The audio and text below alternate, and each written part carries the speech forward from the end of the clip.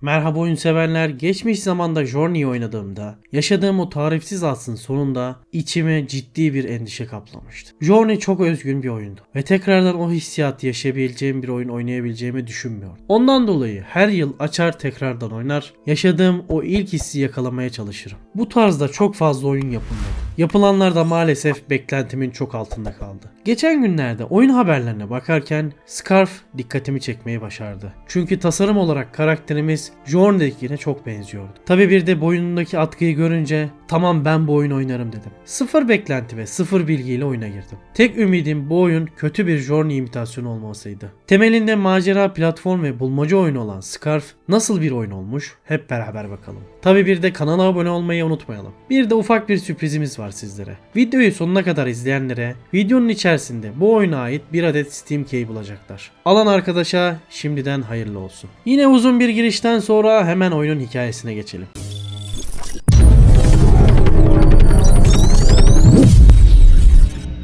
Oyun sevimli birinin ekranda görünmesiyle başlıyor. Biri diyorum çünkü insan desen insan değil, başka bir şey desen o da değil. Onun için sevimli ufaklık deyip devam edeceğim. Bu sevimli ufaklık kendine gelince bir ejderha ile karşılaşır. Hikayeye göre ejderhanın annesi bu sevimli ufaklıklar tarafından öldürülmüştür. Niye ise de ejderhamız da bu sevimli ufaklık ile annesini geri getireceğini düşünmüş, onunla beraber yola çıkıyorlar. Ejderhamız yolculuk boyunca ufaklığımıza kırmızı kızıl bir atkı formunda eşlik ediyor. İlerledikçe de bayağı arkadaş oluyorlar. Ama bu hikayenin arkasında isyankar ruhların kendi dünyalarını yaratmasına engel olma mücadelesi var. Basit ve bilindik bir hikayeye sahip. Anlatım olarak çok da fazla kafa yormuyor. Zaten anladığım kadarıyla oyunun asıl derdi de hikayeyi anlatmak değil, atmosferiyle oyuncuyu etkilemek. Tıpkı Journey'de olduğu gibi. Ama oyunu bitirince keşke biraz daha derin bir anlatım olsaymış dedim. Çünkü oyunun yapısı bunu rahat bir şekilde kaldırabilirmiş. Misal bu ufaklıkların olayı nedir? Neden anne ejderhayı öldürdü? Annesi öldüren ejderha neden bu ufaklığın yol arkadaşı oldu? Yedi cüceler Pamuk Prenses'le aynı odada nasıl kaldı gibi sorular hep havada kaldı. Hikayesini bir kenara bırakırsak Scarf'ın en etkili olduğu yer atmosferi diyebilirim. Hem renk paletleri hem de çevre dizaynı insanı etkilemeyi başarıyor. Çok güzel manzaraları, kaliteli bölüm tasarımları var. Özellikle ikinci bölüm olan çöl bölümü tam manasıyla Journey esintisi diyebilirim. Aynı zamanda son bölüm olan orman bölümü de aynı kalitede başarılı dizayn edilmiş. Sade, gösterişsiz ve göze hoş gelen bir manzara eşliğinde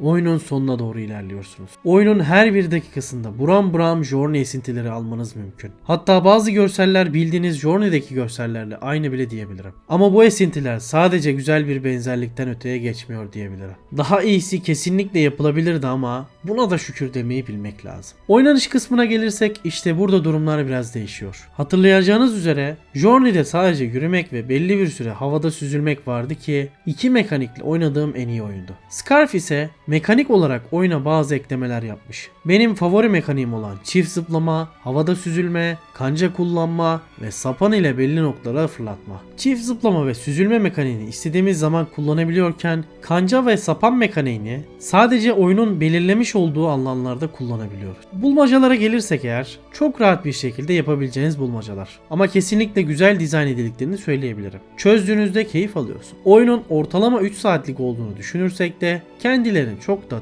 fazla tekrar etme durumu da ortadan kalkmış oluyor. Gelelim bana göre oyunun en sığ kaldığı yere, müziklere. Bu oyunda olması gereken en önemli unsur müziklerdi. Çünkü gayet başarılı kurgulanmış atmosferi var ki bunu yapmak çok kolay bir iş değildir. Bunu başarmışsın ama müzikleri çok sığ yapmışsın. Yani kötü değil ama çok daha iyisi yapılabilirmiş. Oyun bittikten sonra kesinlikle dönüp bir daha dinlemek isteyeceğiniz müzikler yok. Ses efektleri de hakeza o durumda. Oyunda diyalog da yok. Hal böyle olunca insana şöyle epik müzikler duyma arzusu geliyor ama karşılık bulamıyor. Scarf genel haritası bu şekilde. Dediğim gibi zaten kısa bir oyun ki ben tadımlık kısa oyunları çok daha fazla seviyorum. Bir oyuna 30-40 saatimi vermek bir süre sonra ciddi ıstırap olmaya başlıyor benim için. Onun için Scarf benim sevdiğim bir tarzda oyun olduğunu söyleyebilirim. Hem bölüm tasarımları olsun hem de oyun içi bulmacaları başarılı olmuş. Belki bulmacalar biraz daha zorlayıcı olsa güzel olurdu. Özellikle sona doğru bulmacaları çözmeye alıştığınız için çok rahat bir şekilde çözebiliyorsunuz. Sanırım geliştirici firmada bunu gördüğü için bulmacaların zorluğunu değil de uygulanışını uzatmışlar.